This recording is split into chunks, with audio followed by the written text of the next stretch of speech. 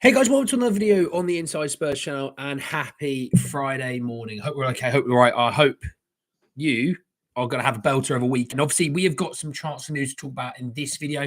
We have updates on the Patrick Dorgu situation. We have updates on the goalkeeper situation because there was news that broke yesterday evening and then it got unbroken, if you know what I mean.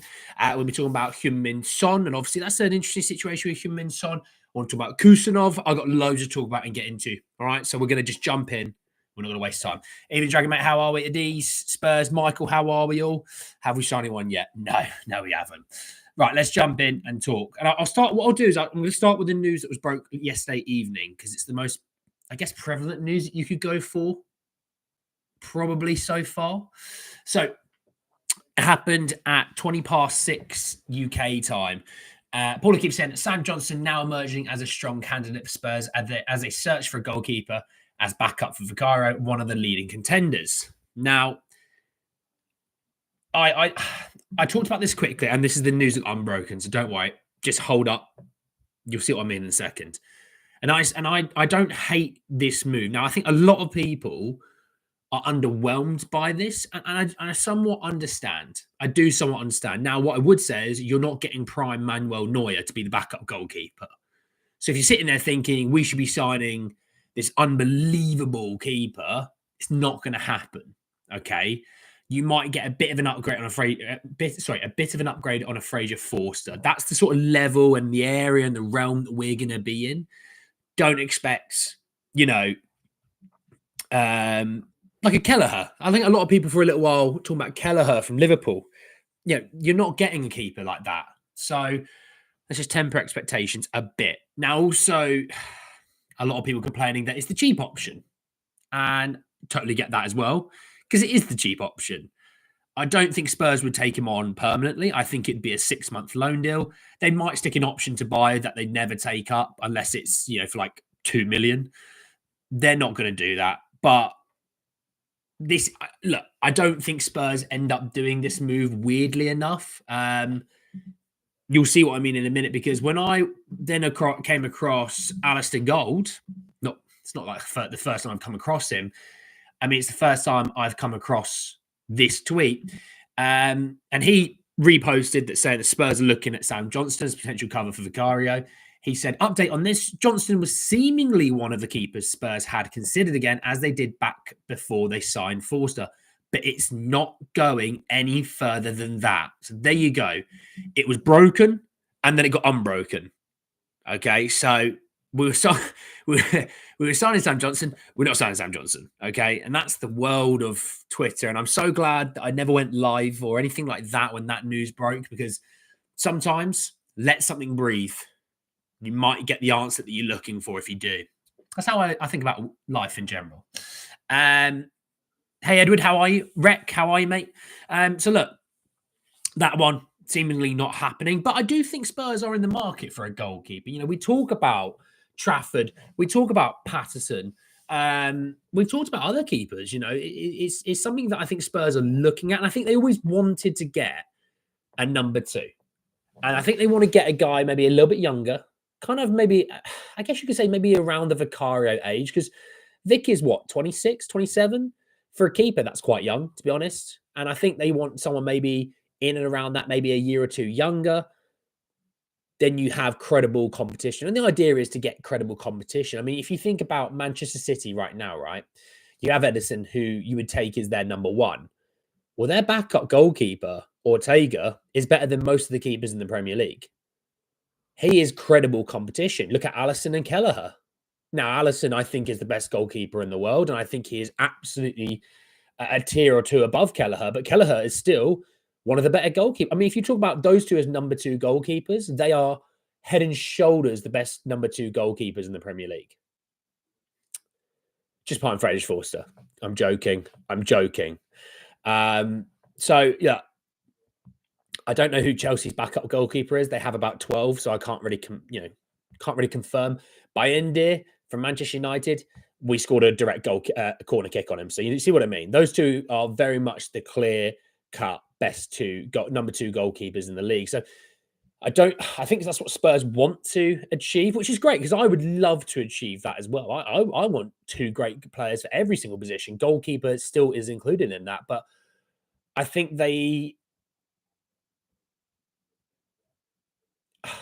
my thinking is they do this in the summer. This is just my thought. I know nothing. I know nothing. I think they do this in the summer. They get the keeper in the summer. They might get a stopgap until the end of the season, but I think they get a keeper in the summer. They spend 20, 25 million. Maybe it is a Patterson or a Trafford, for example, from the Championship, and whatever happens in their league campaign. But I think it happens in the summer. Personally, I don't know what you guys think. Let me know. Obviously, morning. Jan 3rd, zero chances, zero good rumours. We're in the mud. Lang is cooking in a bunker. Well, he is a guy that likes to keep things under wraps, isn't he? Hey, Chris, how are you? Look, moving on, because this is on the goalkeeper. Paul O'Keefe's still saying that there's been no final decision yet made by Tottenham Hotspur with regards to a backup goalkeeper. That gave me a little bit of concern. The reason that's given me a bit of concern is you've had however many months. Hang on. Man City 0-4 Spurs. What date was that? The 23rd of November. So you've had 6 weeks since Vicario got injured, right? But they have wanted a number 2 goalkeeper for quite a while. Regardless, you've had 6 weeks and no final decision yet made is making me think they don't know if they're going to get someone in this month in the goalkeeper role. But they also don't know if they do think they will, they don't know who. Where's the efficiency in that? Now, if they went, well, the final decision isn't made because we don't know, if we can sign this player or not, which in Spurs' world, that means next to nothing, to be honest. I never would truly, when Spurs we get fed utter rubbish of, well, that deal's going to be difficult to do. And we don't know if we've got the funds for that. Get fed absolute crap, don't we, like that? But there should have been a final decision made. There should be a list of, what was it that we just get told with Pratici? There was 10 players for every position, and he was working on 10 deals for that position. There was an order of what the best deal was. Maybe for example, right, I want Andy to be my right back. Right, he's the number 1 guy. Right, underneath that we've got Rec. Underneath that we've got whoever. Right, there should be a list. I think they go, So we've got these options. That's going to require a little bit of work. Yeah, not that one. Well, that's going to require a bit of work. Yeah, not that one. Oh, we can get that one done quickly, can we? Yeah. Well, we'll tell everyone that we did try in these deals, but it was a bit difficult. We'll get that one. It's nice and easy, and that's what we get fed every single transfer window. We get fed crap. Okay. Ange's made mistakes, but give him time to consider. Do you like modern glass skyscrapers on stone buildings like that of Europe and Asia? Marshall, that is rogue. I don't know, mate. Calligraphy, you're welcome. More anime, what have I missed? Just talking about goalkeepers in the Stones, mate. Just talking about goalkeepers. Why am I second option on this list? Because I'm number 1, baby. I'm number 1. All right. Moving on, though, let's talk about Kusenov, because came out yesterday. Fabrizio Romano, Manchester City are interested in securing the deal of Abdul Kusenov in January. They said he values him around 12 million euros. He's going to cost more than that in my eyes. There was another report still saying that they're interested, but the deal might cost around 20 million, which is I think that's the realm that how much that deal would cost. And it's like if we are interested, and we might not be, maybe it was just rogue rumors. But if we are interested in players, I'm not going to say this happens in every situation because it doesn't. But my God, efficiency sometimes is really, really underrated. Now, I'm not saying that this deal hasn't been efficient or inefficient, or even if it's true. But if it is true, and we always talk about hypotheticals, we don't truly know these deals and these things happening. I mean, people say this is our budget. Are you Daniel Levy? Are you in the financial team at Spurs? Are you in the board area? Are you Johan Lang? If you're not, then how do you know? Oh, I've seen some rumours. There you go. They're rumours. We have no idea what the funds are going to be. We can speculate and we can have a guess, and we all sort of have a guess it's going to be no more than 40 million. Now, there's obviously parameters that can change that. Maybe you sell a player. Okay, well, that's going to change a few things. There's going to be some extra money to replace that player. But we don't truly know. So we always talk about hypotheticals. And in this regard, there's a few schools of thought. The first thought is, how many seasons of top flight football has he played? Right? Not many. How old is he? 20 years old. Spurs still going the young route. Oh, but he's really quick like Mickey van der Ven. Pace doesn't mean everything. It doesn't. Right? Is he the right player for us? Well, you get fans going, we're buying young again, we're buying cheap. Is he ready to go now? I totally get that. I totally get that. You will have people go, we're going cheap again. Why are we not going for, people say Milan Skriniar. And I'm like, oh, no, definitely not. But people will say that because they're obsessed with the idea of what Milan Skriniar was about 3 years ago when we had Conte. Or 2 years ago, or however long ago it was, they were Conte. I try not to think about that time very much. But that's what people will talk about.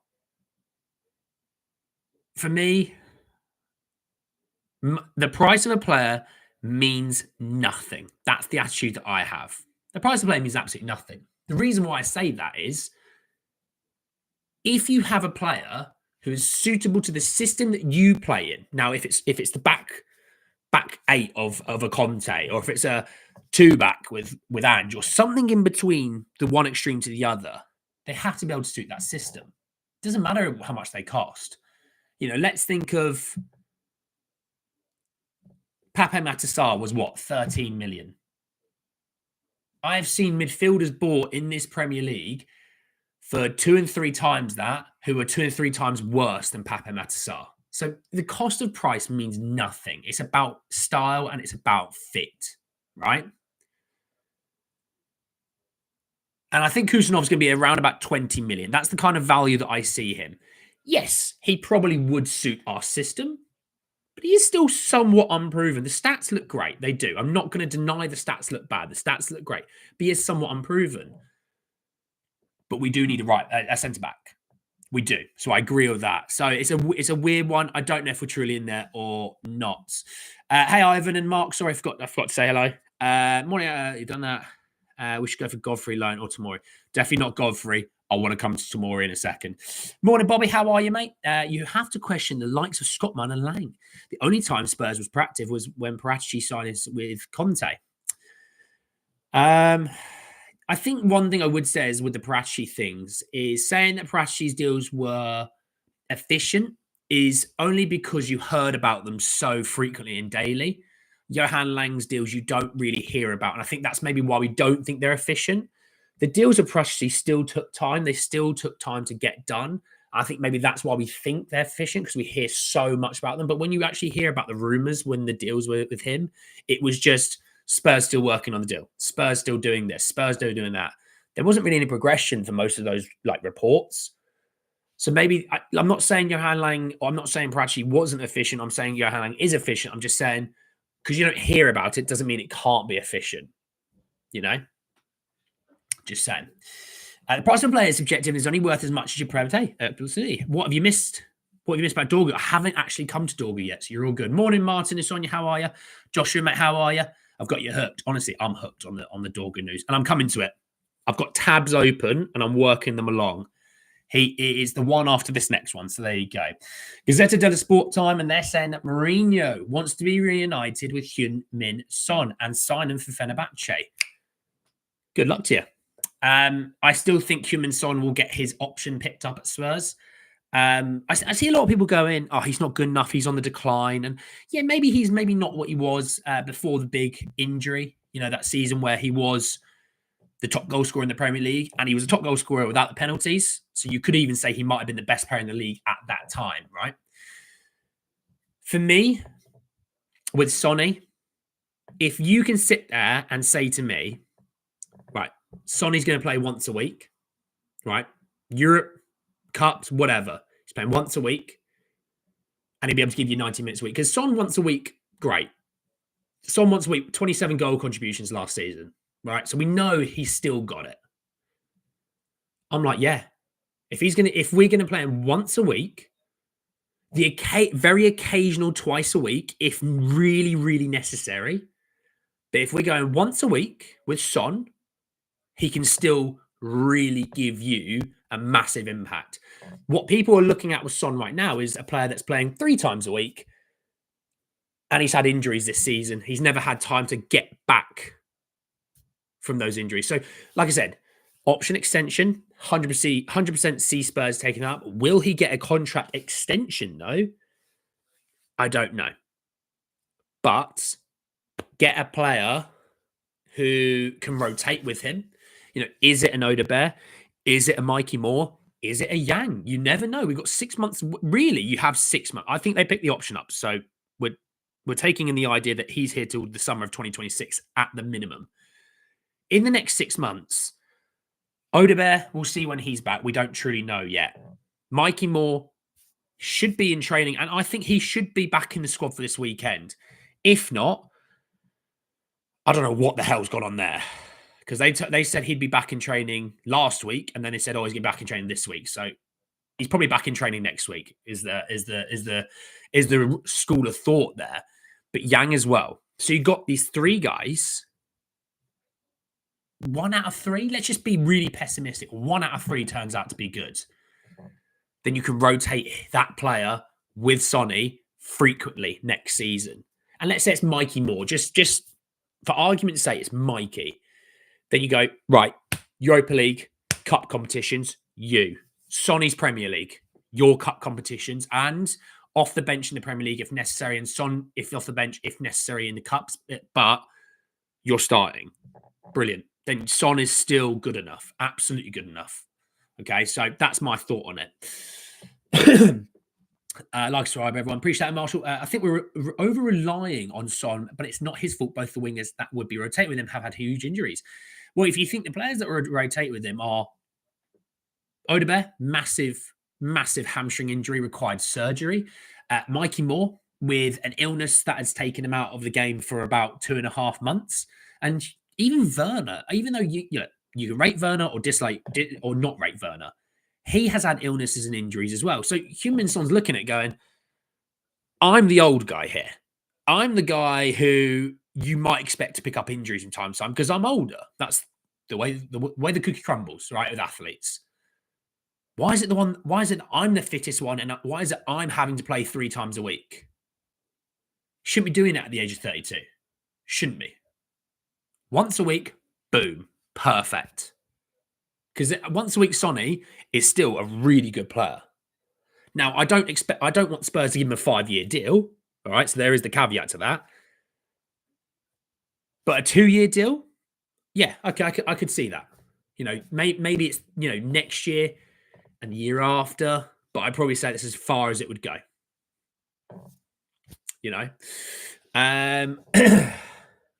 Don't think Sonny is washed, just playing out of position as winger. I still think he can do a job as a winger. I do still think he can. We've seen those flashes, and I think just a fit Sonny would give you that, that dynamism that we need. I reckon Son will stay if Ange. I think Son stays. It's not really about the manager, is it? It's about the club, and Son loves the club.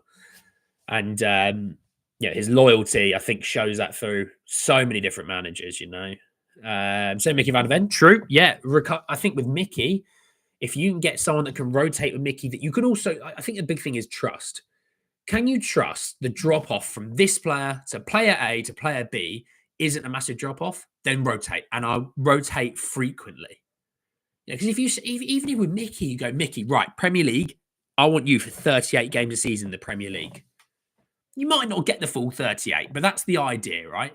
And then you go, say it's me, right? You go, Andy, Europa League, FA Cup, League Cup.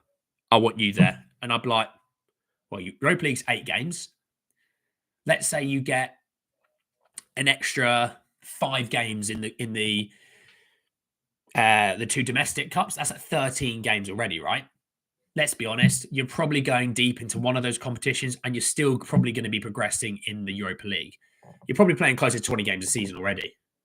So, and then let's be honest, Mickey misses time through injury. You're probably playing in the Premier League as well at times to time. That's the idea that I have, right? Hardy, I think we must get the centre back in by next week. Need someone to reinforce team for Liverpool. Well, we'll see, Cozy. We'll see, mate. Sadly, I'm going to be somewhat pessimistic about that. Dorgu time. Here we go. This is why you're here. I want to talk about Dorgu, and then I got some update, a really good update on Brian Hill.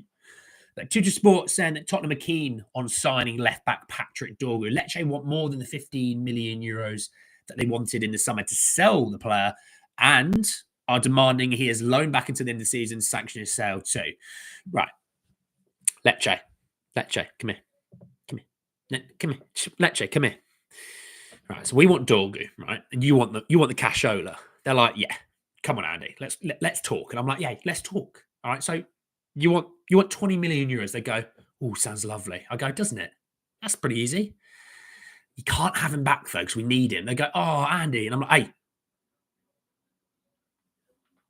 there's this really good Spanish left back that we've got at the club called Sergio Reguilon. He's got your name written all over it. I think he might be better than Dorgu. Go on, you take him. We'll take Dorgu. We'll look after him for you. Go on, you take Reguilon. There you go. All right. Ciao. See you later. Look, signing Dorgu would be great, right? Would be great. The guy is a utility player as well, right? Oh, he's going to be another Archie Gray, isn't he? Oh, my God. Archie Gray's played 5 different positions this season.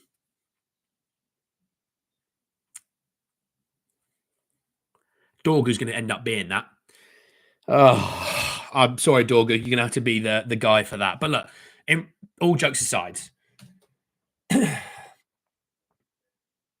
if they would say, Dorgu in summer, that's all we're going to do, I'd go, okay. Then go and get the centre-back this window.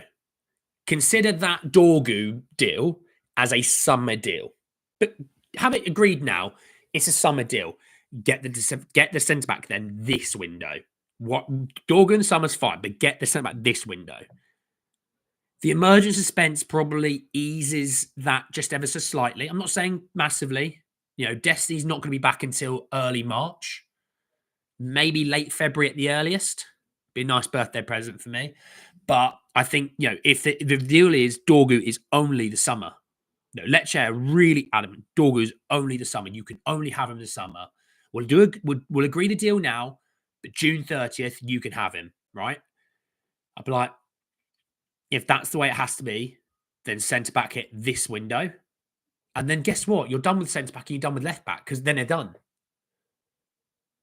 You can then feature Spence at right back again. You got your centre-halves. You can work with that. Absolutely can work with that. So I don't know what you guys think about that idea, but we'll sort of see.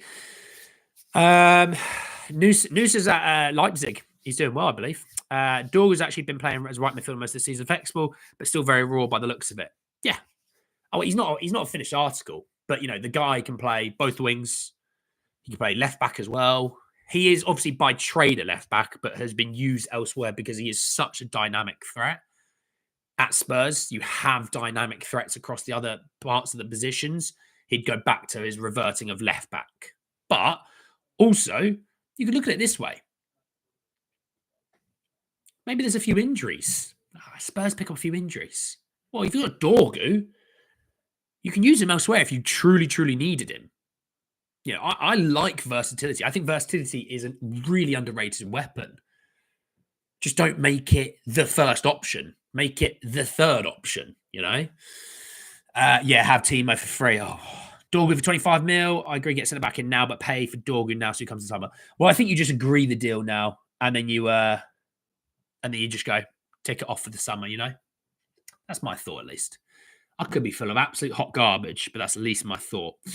Right, I want to talk about some Brian Hill news, and this is good news. And I said it was good news, and you'll see why. Because There is a situation happening at Girona. Now, if you have been someone that watches the channel for, let's say, since the start of the season or anything in and around that, you know, I do a loan roundup. Normally every Tuesday, I do a loan roundup. And every loan roundup, I go, Brian Hill's playing 90 minutes. Brian Hill scored. And Brian Hill has had multiple Spanish national team call-ups. Now, if you know anything about that Spanish national team, you know they're right, aren't they? They're not too bad. And he's getting called up on merit, not out of pity, not as a favour. He's getting called up because he's been very solid this year for Girona, right? Now, obviously, don't forget, Spurs have that. Well, I don't say Spurs have the option. Girona have that option to buy him. It's about 15 million euros, right? So we'll call it 12 million pounds. The reports coming out of Spain and the reports coming out of really actually a few different places, Barcelona for some reason, all that being considered, it's being reported that Girona are seriously considering taking up that option to buy him.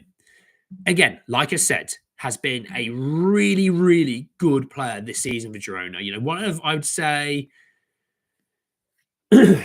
would say has been actually one of their best bits of business. I mean, they're a team that hasn't had the season that they wanted, but he's been a bit of a shining light.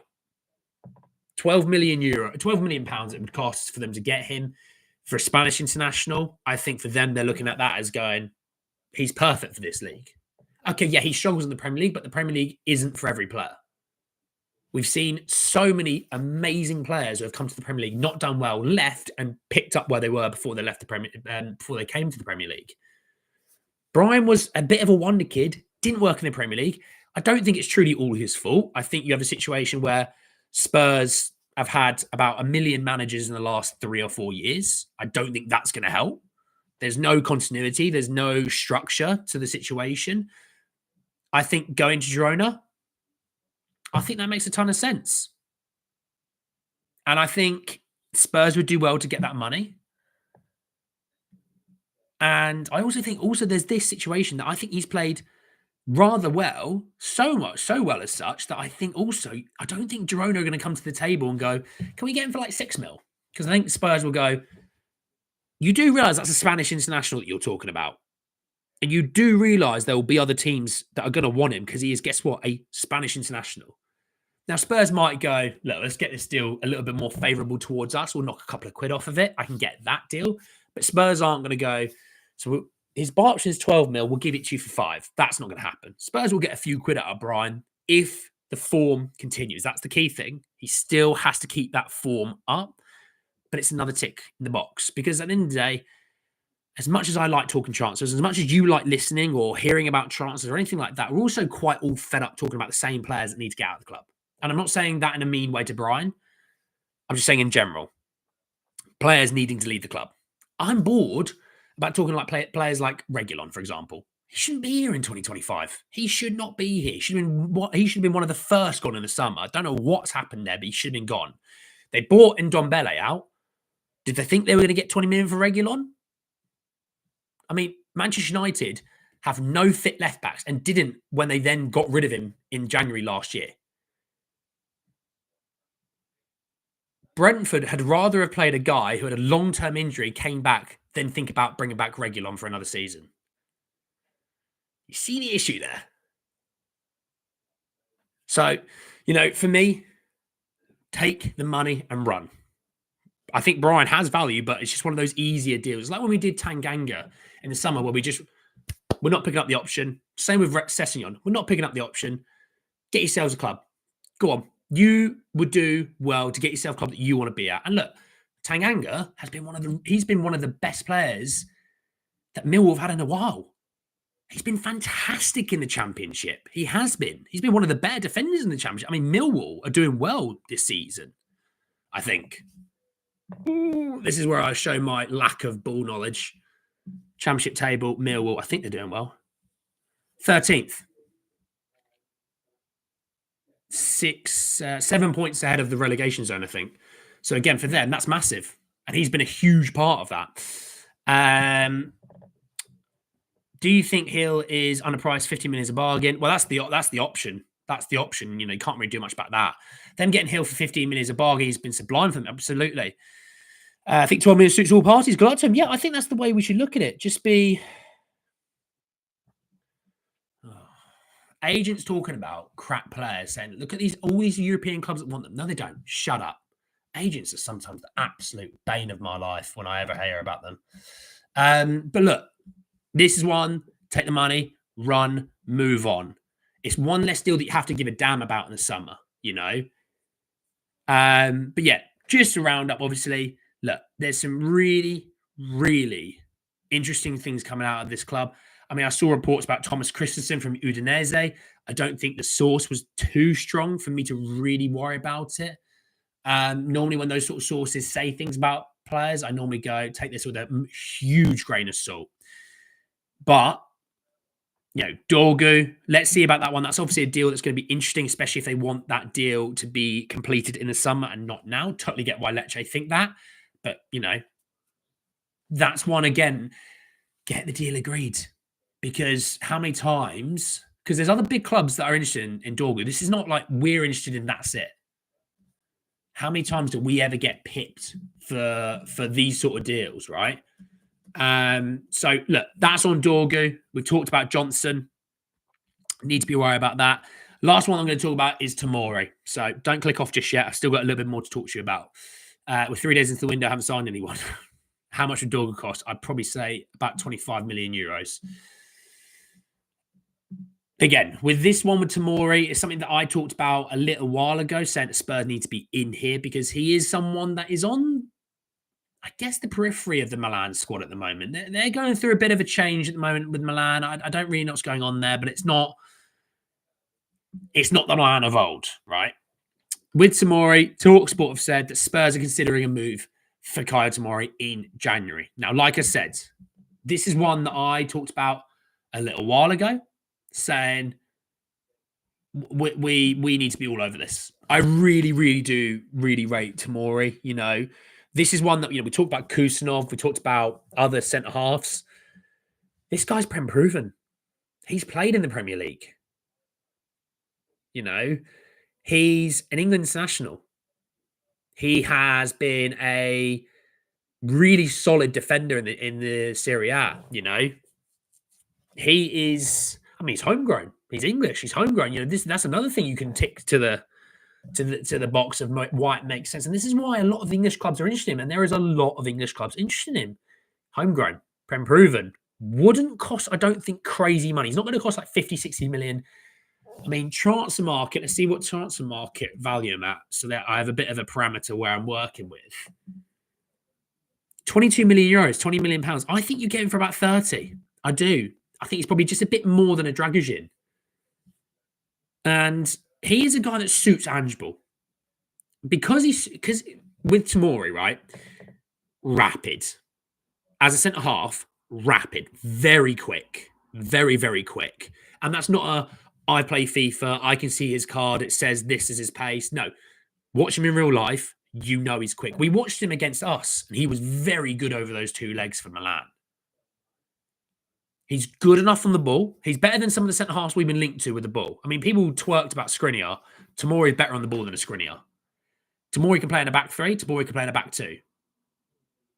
So I would be all over this deal. If I had the power, I'd be all over this deal. It makes too much sense. The homegrown thing is another benefit to this. Even if he wasn't homegrown, I'd be really interested in this deal. The fact he's homegrown is another thing, It's another thing. Would Tomori suit Ange? Yes. I would love Tomori. That's a dream summer signing. I think, look, how many, hang on. Tomori. Let me go back to Tomori quickly. Tomori, transfer market. He's played 15 games this season. He's played 9 times in Serie A. He's played 5 times in the Champions League. He's played 1 game in the Italy Cup. Milan have played 17 times in the Serie A this season. So he plays 1 every 2 games, basically, in the Serie A. He doesn't average 90 minutes a game in the Serie A either. He's played 9 times. He's played 553 minutes. This is a player that's on the outside looking in somewhat at AC Milan, which, if so, get us involved. Really, really get us involved. We can realistically expect 35 million for. Oh my god, yeah, Højbjerg still counts towards this year, doesn't it? My god, I forgot about that. Hill, Solomon, we should be spending that this winter. Well, yeah, Solomon. Look, Solomon. Oh, the irony is Solomon probably is an upgrade right now for some of us, But Tomori, I think, not Tomori, Solomon, I think is someone that we should be looking to sell as well. His value in terms of what people look at him with right now is probably at the highest it's been in a while. Give me that. Give me that money. Give me that money. How much Tomori costs? I think about 30-ish. Do you think if Tomori joins Spurs, he starts in the squad? If he plays okay, because I know that England love to pick players that are playing in the Prem. Evan, I think he probably gets more of a chance at Spurs because, well, that was under Southgate. This is now Tuchel. Let's see what happens with Tuchel. But under Southgate, he really didn't want players that are playing in the England squad outside of the Premier League. There was obviously the odd one or two. Jordan Henderson playing in Saudi, which was a weird one. That was more of a Southgate loves Hendo. Bellingham forced his way in. For a little while, he struggled to force his way even into the team, even though he was playing really well. But yeah, Tomori was one that he would pick. Maguire at the time, who was having awful run of form at Man United, was a terrible defender over Tomori, who was playing week in, week out at the time for the best team in Italy at that time. So I think it's different. But now let's see under Tuchel. Evidence is in the pudding, Remember, Man United's Xerxes was also good in Syria. Always got to be careful. So are any other clubs interested more? Yeah, we've seen Brighton have been interested. I think Newcastle have been interested. I think Chelsea are even interested again, supposedly. We'll see about that. Do you think Yang will be involved tomorrow? Tomorrow will be a great buy. I don't know, Andy, actually. That's a great question. Do you know what? I don't know. But Ange's press conference, I assume, is today. So we'll see what he says. I think that's where I'm going to be a fence sitter. I'm sorry about that, Andy. I'm talking about even if he's playing 6 or 7 out of 10 performances. Wouldn't shock me, mate. Wouldn't shock me. Do you think there's a chance of Kulu leaving? No. Tuchel knows it from time. Chelsea, there you go. Tomorrow, Dorgu and Antaka will be a good winner. What do you think of the keeper situation? Look, well, Vic is back in about, I'd say 6 weeks. I'd say mid-Feb he's back.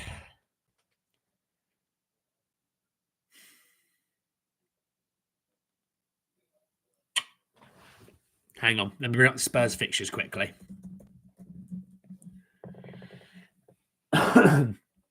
So we would play, obviously, we play tomorrow, Newcastle. We've got Liverpool in the Cup. Then we've got Tamworth in the Cup of the FA Cup. Arsenal away, Everton away, Hoffenheim away, Leicester at home, Elfsborg at home, and then it's Brentford. Brentford's the first game in February. So in January, we play 1, 2, 3, 4, 5, 8 times in January. Jesus Christ. These players are going to be dead again. They're probably dead still. The 6 days is a decent amount of time, but when you've been playing that much football, they're probably only just somewhat feeling fresh. Newcastle might be the best game we're going to play in a while again. That's how down bad we are. That's why I think, look, we need so many signings, but I think we're going to get 2 this window. I really do. And I think what they might prioritise is, like, if they go for an attacker, they want that attacker to be able to play at least another position. If he can play, let's say he plays striker, he can play a little bit of left wing. They get a centre back, he can play a little bit of left back. That's the kind of vibe that I think they go for, because then at least they can rotate multiple players a bit more potentially, but we'll see.